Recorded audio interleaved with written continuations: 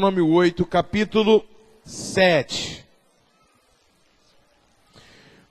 que diz assim: porque o Senhor teu Deus te põe numa terra boa, terra de ribeiros, de águas de fontes de mananciais profundos, que saem dos vales e das montanhas, terra de trigo e cevada, de vides e figueiras, romeiras e oliveiras, abundante em azeite e mel.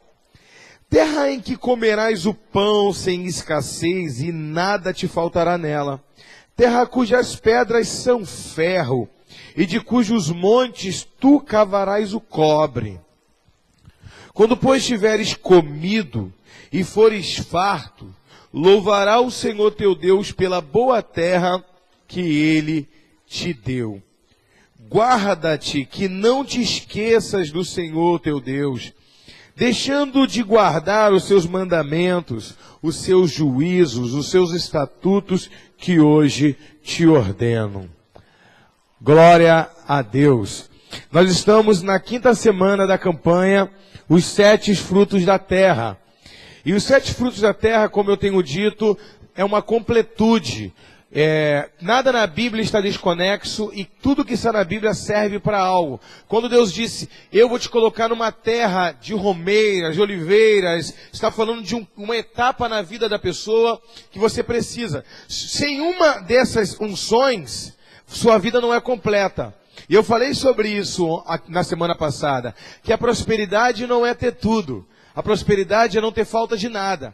E quando Deus disse, te colocarei numa terra que mana leite e mel, ou como ele diz, esses 7 frutos, vou te colocar numa terra de figueiras, de romeiras, de azeite, terras de cevada, de trigo, terra que os montes são, você cavará o cobre, o ferro, as pedras são ferro, e você vai cavar, e está falando não falta de nada. A sua vida será completa, e eu falei sobre isso semana passada, terra de vinho, tua vida tem alegria. De que adianta você ter muito figueira, doçura, mas você não tem, eu vou falar sobre isso semana que vem, e você ter pouco de vinho, de suco de uva, né, do fruto da vide, alegria. De que adianta você ter muita unção, que eu vou falar hoje sobre unção, oliveira, e ter pouca doçura, porque tu ganha uma alma, e como você não tem doçura do figo, você bota ela para fora. Você tem unção para ganhar os seus filhos para Jesus, mas tu não tem doçura para consolidá-los. Então Deus diz, ministra, que esses 7 frutos, cevada, eu vou falar sobre isso, sabe? Força, resiliência, disposição, trigo, alimento, prosperidade. Se a cevada te dá força para ganhar o pão diário. O trigo, você ganha o pão diário e a abundância. Também fala de fertilidade. A romã, que fala da palavra, 613 preceitos. A romã tem 613 sementes, que fala da palavra, representa a palavra. E eu falei sobre isso. A romã estava desenhada na roupa do sumo sacerdote. Então esses frutos falam de uma vida completa. Ó. Você não vai comer só isso. Tem muito mais coisas lá na terra. Mas esses frutos são proféticos. São frutos que fazem a nossa vida se tornar completa, de A a Z, sem faltar nada. E hoje eu quero falar sobre o azeite. Olha para o teu irmão e fala, tem azeite aí? Então você vai receber hoje. E muito. Lucas capítulo 23, versículo 39. Então, saindo, foi como costumava para os montes das oliveiras, digam oliveiras. E também os seus discípulos o seguiam. E quando chegou àquele lugar, disse-lhes, orai, para que não entreis em tentação. E apartou-se deles um tiro de pedra. Ali, pondo-se de joelhos, orava, dizendo, Pai, se queres, passa de mim este cálice. Todavia, não se faça a minha vontade, mas a sua. E apareceu-lhe um anjo do céu que o confortava. E posto em agonia, orava mais intensamente.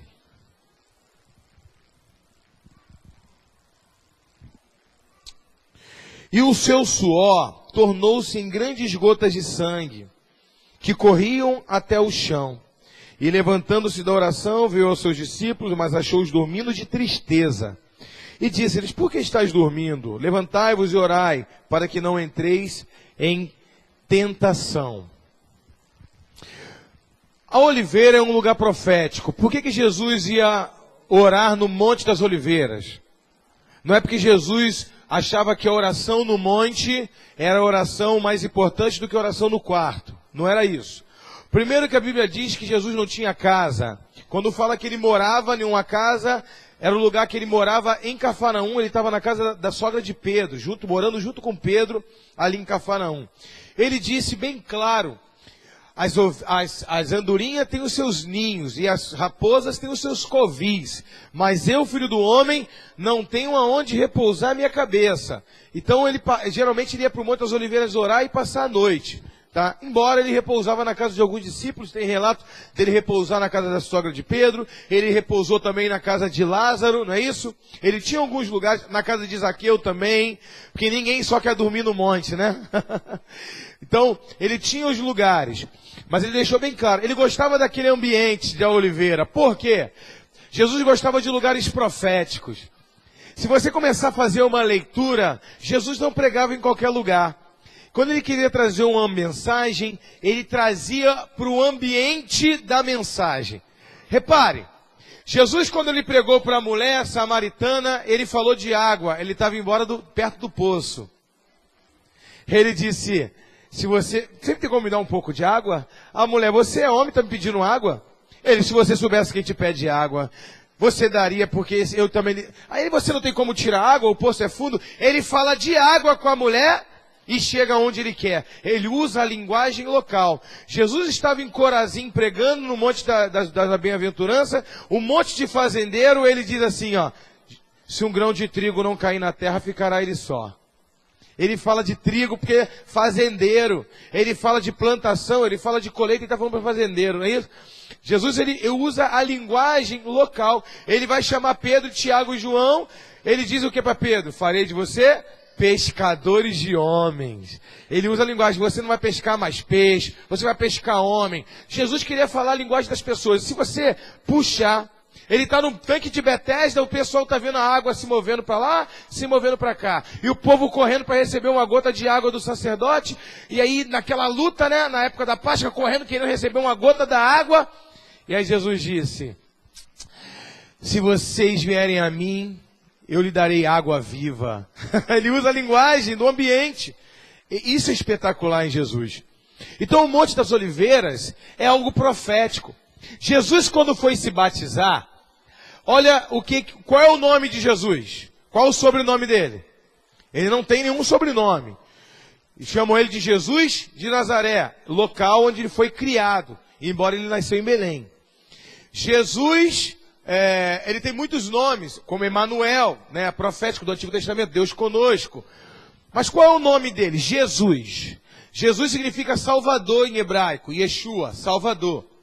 Cristo é ungido em grego. Jesus Cristo não é o sobrenome dele. Cristo significa ungido em grego, é Messias em hebraico, Machia. Jesus Cristo, o Messias. Jesus Cristo, o Cristo. Jesus, o Messias. Então Cristo não é o sobrenome dele. Quem está entendendo?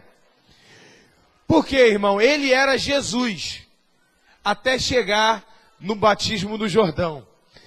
Ele era o filho da Maria com o Zé Carpinteiro. Durante 30 anos, ele foi conhecido como filho da Dona Maria e do seu Zé.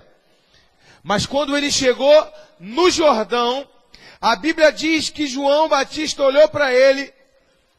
Olha o nome do cara, João Batista. E ele tinha que batizar, né? O Jesus. E ele olha e diz assim. Claro que o nome dele não era João Batista também, tá, gente? Batismo era o ofício dele. Por isso que era João Batista. Eu já contei para vocês como é que surgiram os sobrenomes. Era através do ofício das pessoas. Por exemplo, antigamente uma pessoa, ela era carpinteiro. Ou ele trabalhava com madeira. Por exemplo, a família do Vinícius. Cadê o Vinícius? Está aqui. Vinícius Madeira. O descendente dele trabalhava com madeireira. Quem é a ferreira, teu descendente era ferreiro. Se tu era oliveira, teu parente trabalhava com plantação de oliveira. E provavelmente descendência judaica. Carvalho também. Como é que se dava os nomes, os sobrenomes? O camarada morava na roça. E aí, o seu Antônio, que Antônio? O seu Antônio da família dos ferreiros, ao seu Antônio Ferreira. Leite, que o pai vendia leite. Da família daqueles que vendem leite, o Antônio Leite. Daí surgiram os sobrenomes. Quem está entendendo? Foi daí, foi dessa aí. Porque antigamente o filho seguia a profissão do pai. E aí da família dos Ferreira, da família dos Leite, da família da... Quem era o Silva? O cara mudava para a beira da praia, o seu Zé. Mas tinha um Zé na comunidade já. O seu Zé Silva, que veio do campo, da roça. O Silva. Quem era que morava na beira da praia que mudava para o interior? Como é que ele era chamado? Costa, família Costa, que morava na costa. Porque já tem dois Antônio aqui. Qual Antônio? O Antônio Costa, da família que vem da costa. Daí que surgiu. Entendeu? Então se você é família Costa, já pode comprar uma casa na praia. E me chamar para ir para lá. Porque melhor do que ter uma casa de praia é ter um amigo que tem uma casa de praia. Amém? Então, glória a Deus. Quem está entendendo? Então, Jesus, Cristo, Jesus o Messias. Amém? João, que batizou a vida toda, João o Batista, aquele que batiza. Tá? A gente vai perdendo o nosso nome. Ninguém me chama de Davi, só me chama de apóstolo. Ninguém falou apóstolo Davi. Uma pessoa um dia me perguntou meu nome. Apóstolo, qual é o seu nome? Você é apóstolo.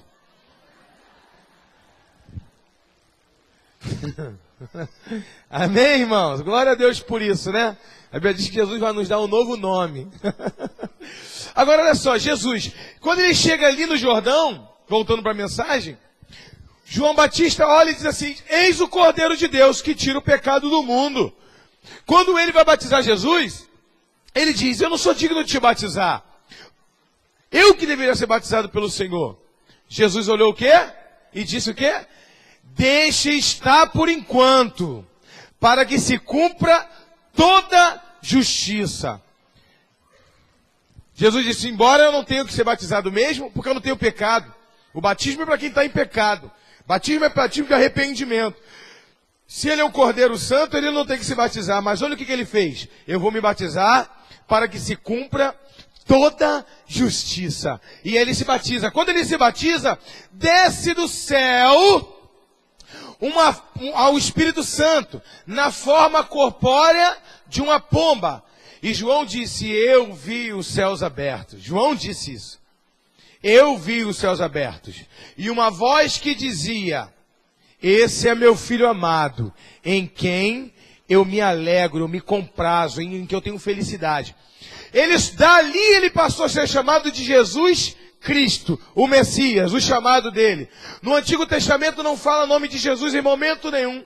O Antigo Testamento só diz assim, ó, meu servo sofredor, o meu ungido. Quando Davi diz o meu ungido, o servo sofredor. Jesus tem muitos nomes no Antigo Testamento.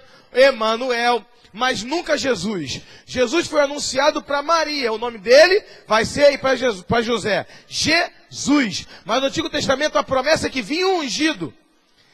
Você está entendendo? Que vinha ungido. Salvador ungido. Não basta ser Salvador. Tem que ser Salvador e ungido. Porque existem muitos salvadores, irmãos.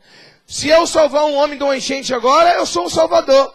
Um bombeiro é um salvador. Quando ele tira uma pessoa, é um salvador. Mas é uma salvação temporária. Quem está entendendo? Porque ele vai salvar hoje e amanhã a pessoa pode morrer de outra coisa. Agora, o Salvador ungido, ele te salva eternamente. Quem entendeu? Então pode dar uma salva de palmas para ele. Salvar, todo mundo salva. A salvação do homem é uma salvação transitória. Ela acontece aqui e amanhã pode ele não ter condições de te salvar. Mas a salvação de Cristo é eterna. E Jesus, ele teve que ser ungido para começar a obra. O primeiro milagre dele, tá? Alguns livros apócrifos, como o livro de Tomé, teve um filme de Jesus que conta, é baseado no Evangelho de Tomé, que é um livro apócrifo. Que Jesus cura um passarinho, você já viu esse filme? Jesus pega um passarinho que morre, ele cura. Jesus não fez milagre nenhum, antes dos 30 anos de idade. Nenhum. Porque antes dos 30 anos de idade, só era a sua natureza humana operando. Ele já era Deus, com a sua essência de Deus, mas a natureza humana. Ele só passou a fazer milagre quando o Espírito Santo veio sobre a vida dele. Segundo, quando ele foi batizado no Jordão, que o Espírito Santo veio sobre a vida dele, foi bênção na vida dele, não foi? Foi. O Espírito Santo já caiu nele, levando ele para o deserto para ser tentado pelo diabo. A Bíblia diz que o Espírito Santo o impeliu para o deserto para ser tentado pelo diabo. Não foi o diabo que veio tentar ele, foi o Espírito Santo que levou ele. 40 dias. Então, irmãos, tudo que aconteceu com Jesus acontece conosco. Jesus é o nosso padrão máximo. Olha para o teu irmão e diga isso. Jesus é o nosso padrão. Temos que ser igual a ele. Se o Filho de Deus sem unção era só o filho de José com Maria, o que você quer ser dentro da igreja sem unção?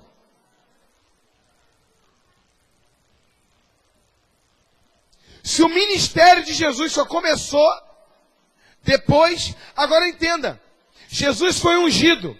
E quando ele foi ungido, ele já fez um milagre logo depois, 40 dias do deserto, lá em Caná da Galileia, transformou água em vinho. Falei isso semana passada. E começou a levantar o seu ministério. Porque a unção atrai multidão. Ele andava sozinho e ninguém queria estar com ele, enquanto ele só era o filho de José e de Maria. E ele era o mesmo Jesus, o Filho de Deus. Mas quando a unção veio atrás dele, em cima dele, atraiu o demônio, porque o diabo começou, né, e se intensificou sobre ele. Mas também os discípulos vieram. A unção atrai tanto demônio, mas atrai bênção também, atrai vidas. Está começando a entender? Não existe nenhum milagre, nenhum homem faz milagre. Só quem faz milagre é Deus. Quando um homem profetiza e acontece um milagre, é a unção de Deus que está na sua vida que vai operar o milagre. Você vai lançar a palavra profética. Por isso você tem que ser ungido. Jesus ia para o Monte das Oliveiras para ele colocar ele no foco. Jesus trabalhou como carpinteiro, que era a profissão do pai dele, porque trabalhava com madeira. E quando ele trabalhava com madeira, ele estava pensando, um dia eu vou morrer numa dessa. Nada tirava ele do foco. Desde quando eu era pequeno até mais velho, ele colocava diante dele coisas que botava ele para o foco. Isso que nós temos que fazer. Olhar para coisas que nos colocam no foco. Nunca olhe para algo que te tira do foco daquilo que Deus tem para você. Coloque diante de você coisas que te estimulam. Sabe o que é bom? Tu pegar a foto do seu líder e colocar na estante da sua casa. Estou falando sério. É para quê, apóstolo? Pessoas que te estimulam a crescer. Um homem... Amém. Estou falando sério. Quem ensinou isso uma vez foi o Mike Murdock. Ele disse que tinha na sala dele uma foto de um sobrinho dele preguiçoso, que toda vez que ele olhava, desestimulava ele. Ele falou, ranquei a foto do meu sobrinho. Que bicho preguiçoso. Quando eu olhava para ele, eu lembrava de preguiça. Me dava até sono. Tirou a foto do sobrinho preguiçoso da foto dele. Só colocou em volta dele pessoas que inspiram ele. Bota lá um inventor, sendo crente ou não. Bota lá um cara que venceu na vida. Alguém que te inspire em alguma coisa. Coloca a foto do seu líder lá. Coloca... Você tá entendendo? Aquela prima sua fofoqueira. Tira fora. Bota guardado lá. Bota na caixa de cima do guarda-roupa. Todo mundo tem uma caixa em cima do guarda-roupa. Sei por que isso. Meu Deus do céu.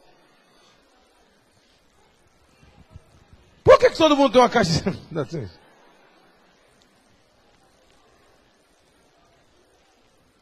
Não basta o guarda-roupa, tem que ter uma caixa em cima do guarda-roupa. Glória a Deus, né? Então Jesus, ele é nosso exemplo, amém, irmãos? Ele é nosso exemplo. E ele é ungido, ele tinha que... A unção que desceu sobre ele, ele vai usar, mas ele tem que produzir mais. Porque a unção se multiplica. E como é que se multiplica a unção? Oração. Ele ia para o monte orar frequentemente. Um dia você chega aqui na frente, é ungido 12, é ungido pastor. Isso me basta. A unção de hoje, tu usou hoje. Tem que produzir mais, irmão. Se tu usou, tem que produzir mais. E é a oração que multiplica a unção na nossa vida. Se o Filho de Deus, diga, o Filho de Deus, que não tem pecado nenhum, orava frequentemente para se manter íntegro nessa terra, você como discípulo dele, orando 5 minutos, tu quer permanecer em santidade? Quer vencer as lutas? É impossível, irmão. Ser uma vida consagrada de oração, de propósito, sem ter foco, é muito difícil você alcançar aquilo que Deus tem para você. E embora tudo que Deus tem para nós é pela graça, é pelo amor de Deus, mas Deus, Ele te move, filho, assim não vai. E Ele te convence, mas você fica lutando para desconvencer Ele a te convencer. Ele sopra no teu ouvido, a tua vida de oração está fraca, vai orar mais. Tu não está lendo a Bíblia, vai ler a Bíblia. Ele te fala, o Espírito Santo te convence. O Espírito Santo veio sobre a vida de Cristo, ungiu ele, mas ele sabia o que tinha que fazer. Ele tinha que fazer a parte dele.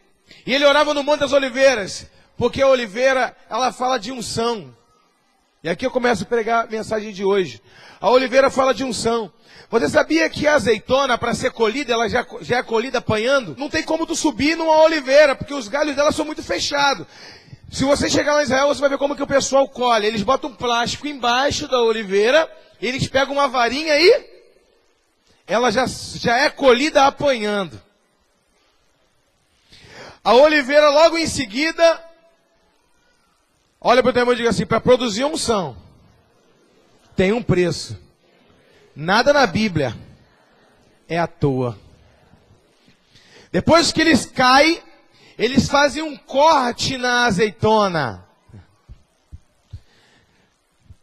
Quando dá aqueles cortes fininhos na azeitona, eles colocam as cestas cheias de azeitona, e eles colocam uma vasilha embaixo, isso é profético. 7 vasilhas, 7 cestos, um em cima do outro. Por quê?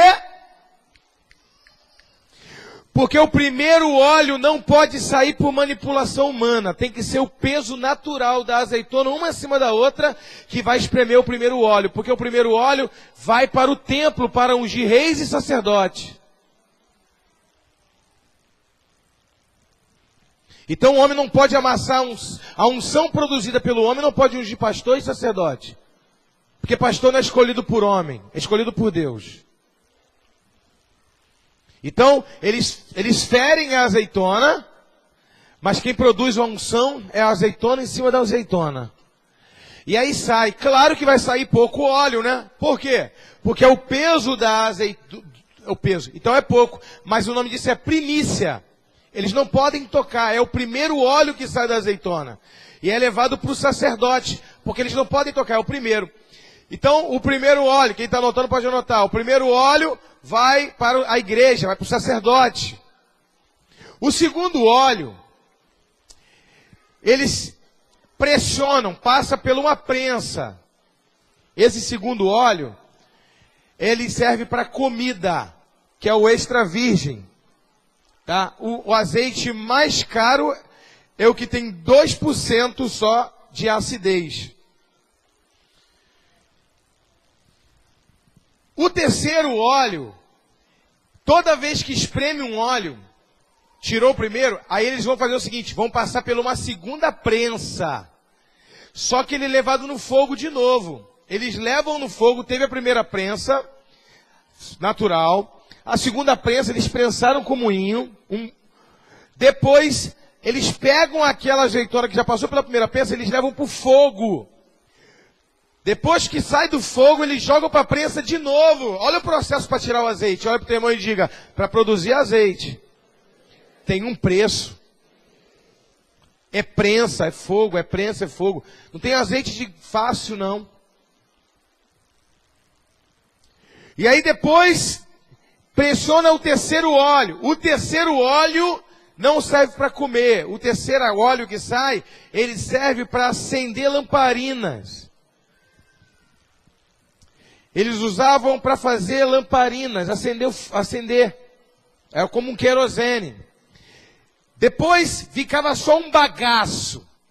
Porque já saiu 3 óleos, ficava só um bagaço. Aquele bagaço eles levam para o fogo de novo, voltam para a prensa, e ele produz um líquido junto com o bagaço mais moído, e aí eles fazem sabonete. O Palmolive é um sabonete de azeite, de oliveira. Tu nunca perguntou olive? Olive, oliveira em inglês. Olive tree, em inglês, olive tree. Não é tree de 3, é tree. É árvore. É oliveira, olive tree. Agora imagina comigo. Nesses 4 processos ele dá o melhor. O ungido ele dá o melhor.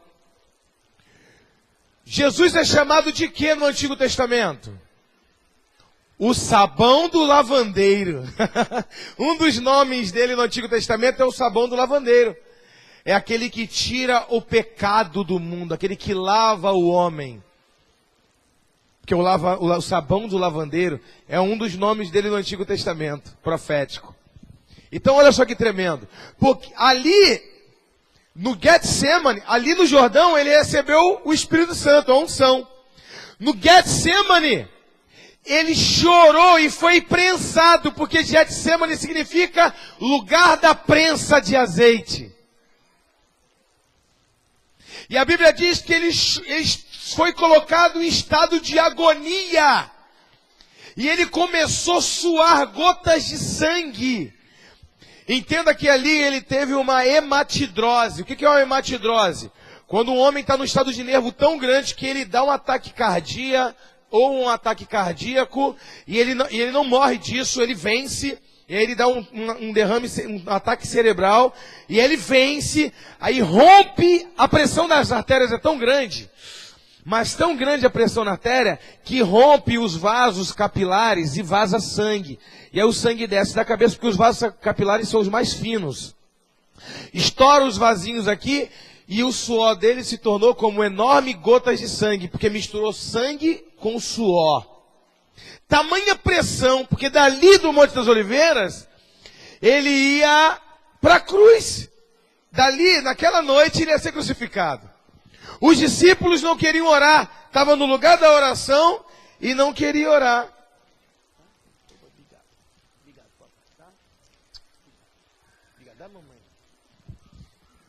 Ele queria orar. Jesus olhou para eles. Há um tiro de pedra. Eu não sei onde que eu consigo acertar uma pedra. Mas talvez daqui para a padaria do Nino ou um pouco mais, dependendo do peso da pedra, se não for muito leve ou se for pesado demais. Numa medida certa, eu talvez até passe um pouquinho. Ou daqui para ali o máximo. Um tiro de pedra de distância, ele estava orando. No meio, não tinha uma poluição sonora, não existia som, aparelho de som, não existia nada. Os discípulos davam para ouvir a oração dele de longe. Tanto que João escreveu a oração sacerdotal que ele fez ali. Dava para ouvir. Só que o choro dele apavorou os discípulos, porque os discípulos começaram a dormir de depressão. Porque nunca viram ele desse jeito. Os discípulos pensaram, olha, o que ele vai enfrentar deve ser muito grande, porque nunca vimos ele assim. Ele chorando com tanta agonia. A Bíblia diz que Deus enviou um anjo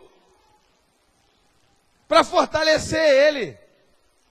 Sabe, irmãos, é na hora do propósito maior que Deus tem na sua vida, é que a sua unção vai ser provada.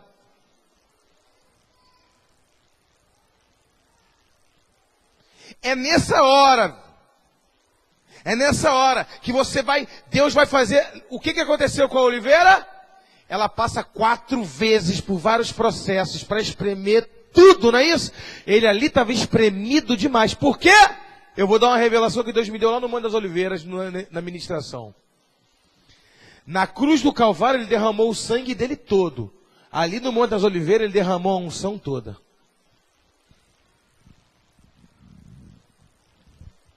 Foram 2 processos.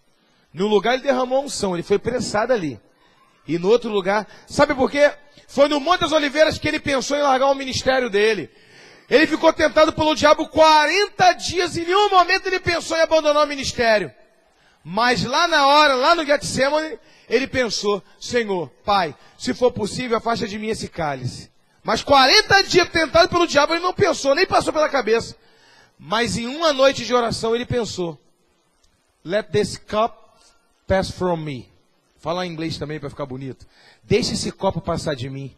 Deixa esse cálice passar de mim. Passa de mim, Senhor. Não dá para mim. Contudo, seja feita a tua vontade, não a minha. Uma coisa eu falar, Deus, o meu ministério está pesado para mim, não dá para mim. Não consigo mais. Contudo, seja feita a tua vontade. Então ele falou assim, o Senhor me confiou a unção para discipular, o Senhor me confiou a unção para curar, o Senhor me confiou a unção para derramar sobre a vida desses homens. O meu propósito nessa terra se encerra nesse final de semana. E a unção só serve para a terra, não serve para o céu. Quem está entendendo? A unção só serve aqui, irmão. Lá no céu tu vai ver em comunhão eterna com aquele que te deu a unção, o Espírito Santo. Tu não precisa. Vai evangelizar quem lá? É todo mundo salvo. A unção é para a terra. Então ele foi espremido a unção toda. No lugar do Getsemane.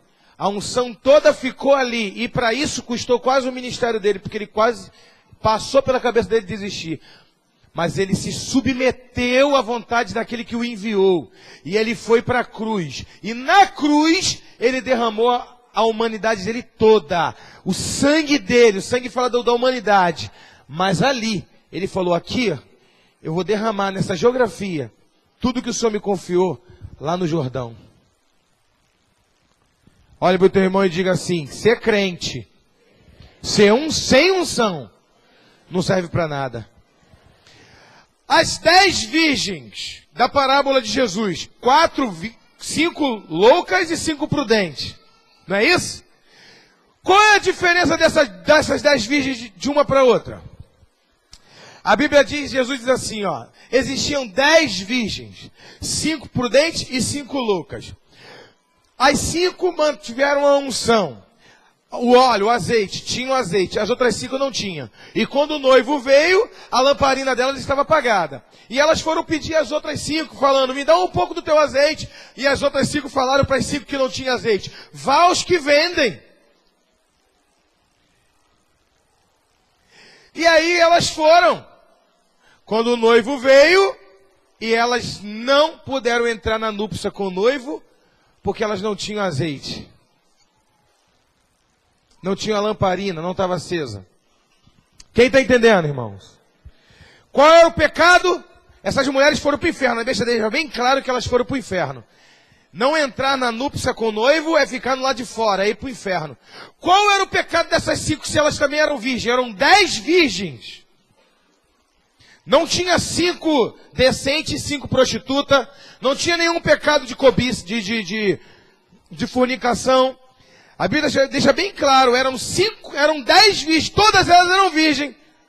Mas por que as 5 não entraram? Porque não tinha unção. Não adianta fazer tudo certinho, irmão, tem que ter unção. Tem que ter unção. Quem vai nos arrebatar é o Espírito Santo. O Espírito Santo vai ser guiado pela essência dele que está em nós. Tem unção? Tem. Vai ser arrebatado. Por que eu não fui arrebatado? Porque não tinha unção. O Espírito Santo passou, não te achou, irmão.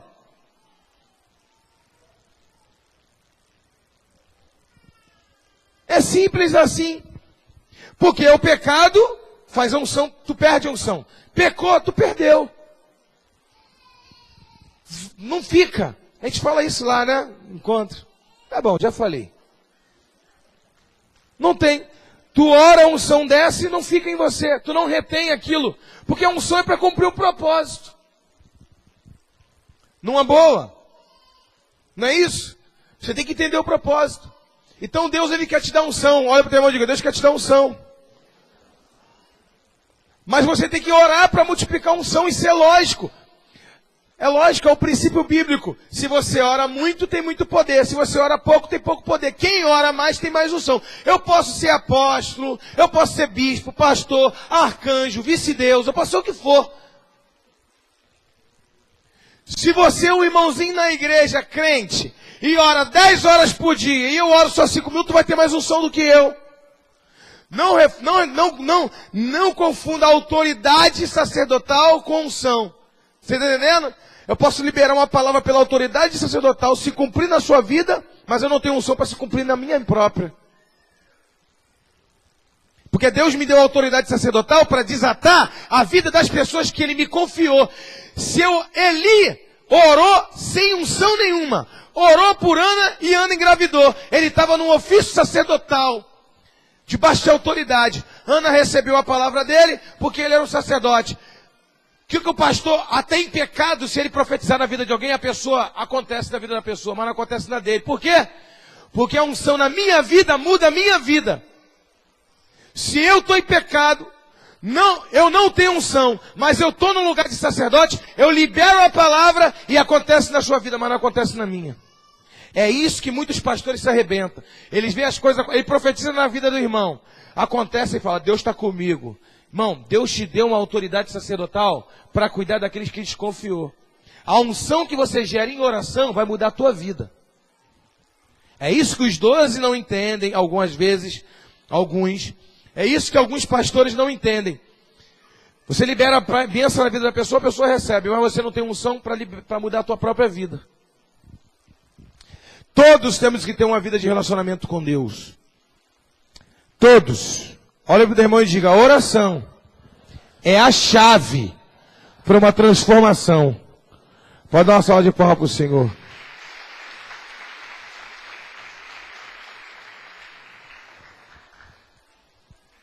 Glória a Deus. Com a unção, quem lembra da passagem do bom samaritano? Ele derramou suco de uva, vinho, cura, eu falei semana passada, e ele derramou também azeite. Azeite serve para curar, unção cura. Olha para o teu irmão de novo e fala, unção cura. Eu peço para falar para ficar gravado na mente de vocês. E para ser chato também.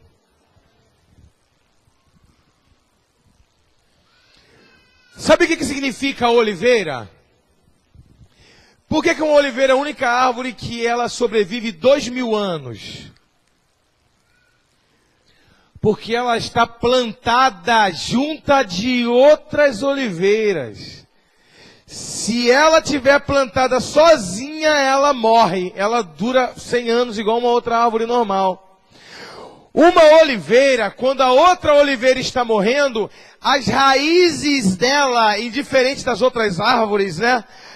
Outras árvores, elas se alimentam, elas procuram lençóis freáticos. Ela vai para baixo. A oliveira é a única árvore que a raiz dela procura a raiz da outra árvore. Porque o que sustenta dela é a seiva, a unção da outra árvore. Só que ela está procurando unção para ela. Só que a que tem menos, suga da que tem mais. É assim. Ela procura alguém para beneficiar ela. É assim, a verdade é essa. Isso é natural do humano. Eu vou ali, vou fechar com fulano, porque fulano ali é um homem de Deus. E aí tu chega perto dele e está precisando mais de você do que ele. Tu precisa dele. Não é assim? A oliveira, uma cura a outra. Quando uma está morrendo, cura. E sabe o que é mais interessante? Quem? O que? Para pensar. Por debaixo da terra, ninguém vê. Jesus, quando ele... Você lembra de Jesus quando ele curava e dizia assim: vá e não conte isso para ninguém. No outro dia todo mundo estava sabendo de tudo. Vá e não conte nem isso. Por que isso? Tem uma mitzvah, Jesus tinha que cumprir todos os mandamentos, amém? Todos os mandamentos Jesus tinha que cumprir nele para ele ser o Messias. E existia um mandamento que ele não tinha cumprido ainda, que era a mitzvah beseter. O que é o mitzvah beseter? É uma boa ação anônima. É aquilo que Jesus disse, que a mão esquerda fizer, a direita não pode saber. O que a direita fizer, a esquerda não pode saber. É aquela oferta que tu dá, que ninguém pode saber. Que tu deu. Nem valor, nem nada. É uma oferta que você faz, que ninguém sabe o quanto deu. Isso é uma boa ação anônima. Quando você dá um prato de comida para um mendigo na rua, Tu dá e pronto, mas tu não dá e não fala no outro dia. Aí, eu encontrei com o mendigo ali agora, fui lá e dei uma prato de comida. Não foi não foi uma oferta anônima. Porque deixou de ser anônima, tu falou para todo mundo. É uma oferta conhecida. Não é mais anônima. Então, quando Jesus disse, não tem necessidade de você contar para ninguém. Alguns ele curava, ele não falava nada. Mas tinha uns que ele falava, não conte nada para ninguém. Isso é uma mitzvah besete. Olha, eu estou fazendo isso por você porque eu te amo. Eu não quero ganhar crédito com isso. Eu não quero que você saia espalhando para todo mundo que eu sou bom. Estou fazendo porque eu te amo. Tá bom? Tipo assim, só ora por mim. E ninguém fica sabendo. Quem está entendendo? Foi isso que Jesus fez. Quem tem unção faz algo para uma pessoa e não fica falando para todo mundo que fez, não. Quem tem unção sempre tem uma palavra para curar o irmão do lado. Quem é ungido, quando uma pessoa para perto de você e ela começa a conversar contigo, ela fala do problema dela, você não deixa ela sair de perto de você sem dar uma palavra para levantar ela. Agora, quando a pessoa chega perto de você, está mal, mas ela chega perto de você e sai pior ainda, então você deixou, você não tem mais unção. Porque a pessoa chega perto de você e você fala assim, a pessoa fala, poxa, estou com um problema. Aí você fala, mas claro, com a líder que você está, com aquela igreja, não sei o que lá, aquilo outro, e começa a falar mal de um, falar mal de outro. Deus trouxe essa pessoa para perto de você para tu liberar uma palavra para ela sair diferente. Nossa, aquela mulher ali, toda vez que eu estou perto dela, eu saio bem. Ela sempre libera uma palavra para mim. Agora, tem pessoas que você sai de perto dela, tu sai mais mal ainda. Por quê? Tu estava ruim. Mas quando tu chega perto dela, ela falou mal do pastor, ela falou mal disso, ela falou mal. Aí tu se empolgou, tu acabou falando mal também, aí tu fala, que isso, cara, não é? Eu não fui chamado para sair falando mal de todo mundo, fazer comentário negativo da igreja. Eu nasci para ter palavra de unção. E aí tu fica pior ainda. Quem está entendendo? Olha, meu irmão, de você é oliveira. A oliveira, a única coisa que faz é dar unção, curar. É a oliveira. Oliveira não perde tempo com nada. Não perde tempo jogando conversa fiada. Nada disso. Oliveira, sabe o que? Está sendo sustentada pela unção, pelo outro irmão. É dependente do outro irmão. Por quê? Isso é um princípio. Apóstolo Paulo, quando escreve a Timóteo, ele diz, Timóteo, meu filho amado, você que recebeu os dons espirituais através das minhas mãos, isso é transferência. Unção é transferência. O Espírito, Jesus não é Deus? E por que o Espírito Santo veio pousar sobre ele? Transferência. Paulo chegou lá em Atos Apóstolos capítulo 19, botou a mão sobre 12 homens, ungiu eles e eles foram cheios do Espírito Santo, em posição de mão. Você está entendendo? Eu dependo de você, você depende de mim. Nós somos oliveira. E todos nós dependemos de Cristo Jesus. É Ele que sustenta todos. Mas é a minha oração de hoje que vai botar você de pé. É a sua oração por mim. Alguém orando por mim, que hoje eu estou triste. Tem alguém orando por mim nesse exato momento. No outro dia eu acordo bem. Nossa, eu estou bem hoje. Alguém orou por mim. E as minhas orações também. Quem está entendendo? Então nós somos uma comunidade. A oliveira, ela é plantada junta. É muito difícil você ver uma oliveira plantada sozinha no lugar. Por isso não existe nenhum crente de verdade que seja crente dentro de casa. Uma das coisas mais demoníacas que o diabo inventou nos últimos tempos é os desigrejados. São chamados de crentes dentro do quarto. Eu não preciso de ir para a igreja para ser crente. Mas sabe o que é isso? É pessoa ferida com pastor, ferida com liderança, ferida com irmão, que ela prefere se isolar e fazer um evangelho isolado. Você até vive, porque Deus é onipresente, amém? Ele vai no teu quarto sim, mas no dia que tu precisar de unção de cura, você vai ter que vir na igreja, porque é uma oliveira que cura a outra. Ore, e os pastores te ungirão com óleo, diga oliveira. Jesus deixou bem claro, quer orar para alguém ser curado? Tem que passar óleo na mão. Igual aquela música que diz, vou passar óleo na mão, vou sim, vou orar com muita unção, vou sim. Tem que passar óleo na mão e botar. Claro, apóstolo, não tem nem... O rapaz me pediu para orar aqui na porta da barraca ali, estava ali na porta da padaria, orar, mas eu não tinha óleo, eu nem orei. O óleo está na sua vida. Tu ora. Crente tem óleo na mão. Mas tu está aqui na igreja, mete a mão no óleo e faz o que Jesus falou. Tu vai no hospital, pega um óleo e leva. Mas se tu estiver no meio da rua, o óleo está em você. Amém? E se tu é obediente ao teu pastor, tu tem óleo na mão e óleo na cabeça. Pastor tem óleo na mão, ovelha tem óleo na cabeça.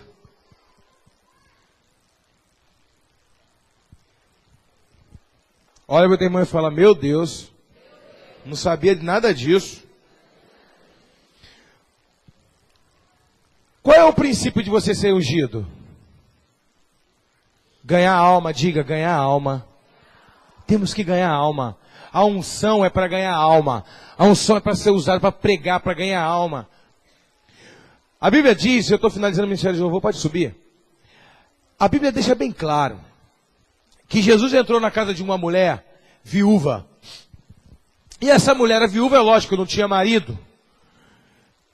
O marido dela tinha deixado ela com uma grande dívida. Segundo alguns rabinos, essa viúva era a mulher do profeta Obadias. Porque o profeta Obadias, ele sustentou 50 profetas na caverna a pão e água pelo dinheiro dele, pelo sustento dele. Numa época de escassez e de fome. E esse homem morre. Quando esse homem morre, Eliseu passa. E quando Eliseu passa, essa mulher chama Eliseu e diz, ô profeta, o meu marido era teu servo. Provavelmente Eliseu era até um desses profetas que estava escondido na caverna. No tempo que estavam matando os profetas. O meu marido era teu servo e agora ele morreu e deixou uma grande dívida.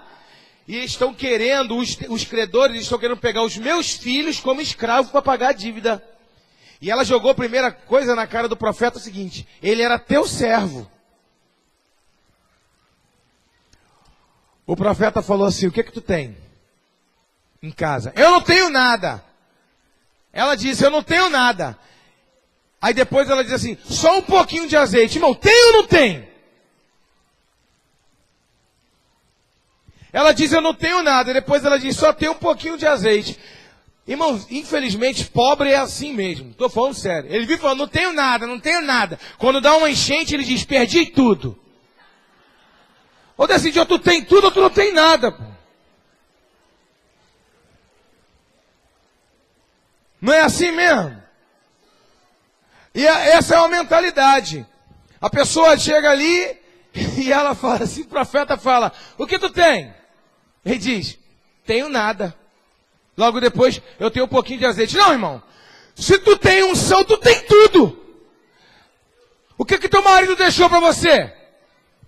O que teu marido deixou para você? Ele deixou nada. Deixou só dívida. Não? Tem azeite? Pega a unção do teu marido lá. Traz aqui. Eu vou provar para você que trabalhar para Deus, Deus não fica devendo nada para ninguém. Anda só a cobrar do teu pastor, dizendo teu pastor, o meu marido era membro dessa igreja. Ele era teu servo e deixou dívida. Lembra o que teu marido deixou em ter trabalhado na obra? Deixa teu marido deixou sendo líder de célula, consolidador, ganhador de alma. Às vezes, pai, nós não deixamos dinheiro para o nosso filho, mas nós deixamos unção e a unção prospera nossos filhos. O pai do Mac Murdock ora 13 horas por dia. O Mike Murdock falou que o pai dele não tinha $1 para poder pagar a passagem para ele ir para a escola bíblica. Ele cresceu assim, numa pobreza extrema. Mas ele é um dos homens mais ricos dos Estados Unidos hoje. Porque o pai dele orava 13 horas por dia. E Deus não fica devendo nada para ninguém. Deus prosperou o filho dele comprou a casa dos sonhos para ele. Ele não pôde comprar, mas o filho dele comprou para ele. Deus nunca fica devendo nada para ninguém. Estou trabalhando demais na igreja. Estou orando demais. Estou indo da célula. Tem edificação. Tem isso. Tem aquilo. Está sendo espremido? Essa unção vai mudar a história da tua descendência. Você vai ser honrado no dia que a tua esposa pensar que tu não deixou nada para ela, embora você possa deixar uma condição financeira para os teus filhos. Não estou falando que seja errado, você está entendendo? Mas aquele homem gastou o dinheiro todo que ele tinha para sustentar 50 pastores que estavam sendo perseguidos em cavernas, estavam matando. E aí a mulher falou, olha, ele sustentou você, sustentou 50, mas deixou uma dívida para os meus filhos. Então o profeta falou, tragam vasos, vá na vizinhança e traga vaso. E aí a Bíblia diz que foram buscando vaso. Olha para o teu irmão e diga, traga vaso. Diga, quer unção? Traga vaso. Foi em todas as casas e trouxe vasos, vários vasos. O azeite era a especiaria mais cara da época, tá? Um vaso de azeite, um vasinho de azeite, equivalia hoje, por exemplo, uns 7 mil, 10 mil reais. Era muito caro, não era barato. Agora você imagina,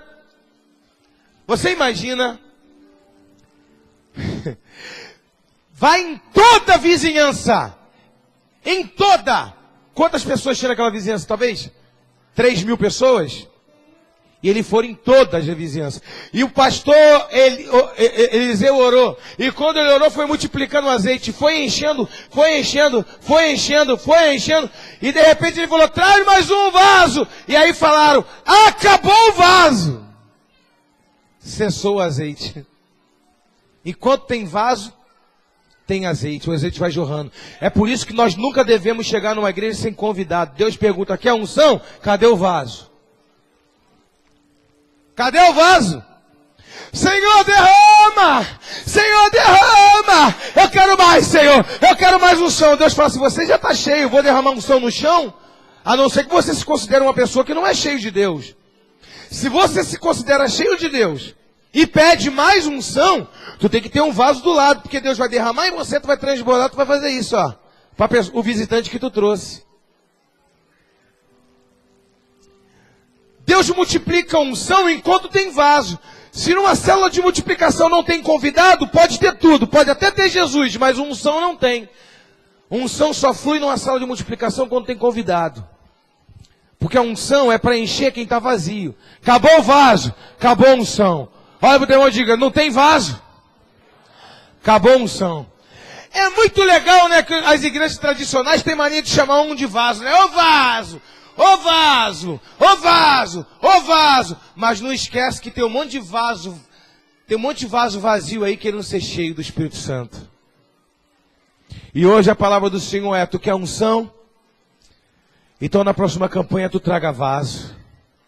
Traga vaso para a campanha, traga vaso para a célula, traga vaso. E Deus vai multiplicar o azeite sobre a sua vida. E uma palavra que eu quero dar para vocês agora bem clara. Nunca reclame que teu marido está dando célula, que a tua esposa está dando célula, porque a unção que é gerada para beneficiar outras pessoas vai prosperar a tua descendência. Eu queria ser um mosquitinho para olhar na cara daquela mulher depois que o profeta multiplicou aqueles vasos todos. E o profeta fala assim, o que o profeta disse? Quem conhece esse texto?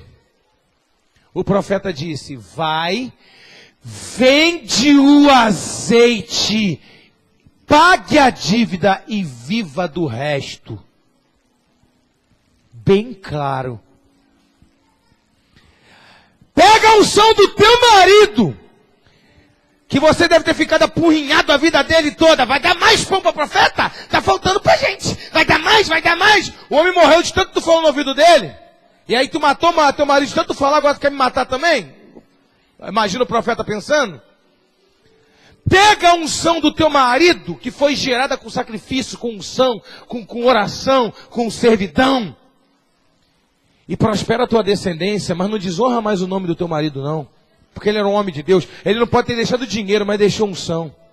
É melhor deixar unção do que dinheiro. É melhor deixar legado do que herança. Porque legado a gente deixa aquilo que a gente é. Herança a gente deixa daquilo que a gente tem. O que a gente tem se acaba. O que a gente é vai para sempre. Pode dar uma salva de palmas para o Senhor. Dá dinheiro para o teu filho. Ele vai esquecer. Senta com ele. Ensina alguma coisa a ele. Ele vai falar, foi meu pai que me ensinou isso. Porque quando tu ensina, tu dá daquilo que você é. É por isso que dinheiro não compra filho, não compra esposa, não compra relacionamento, não compra. Agora, uma unção consolida um propósito. Nós vamos orar nesse momento.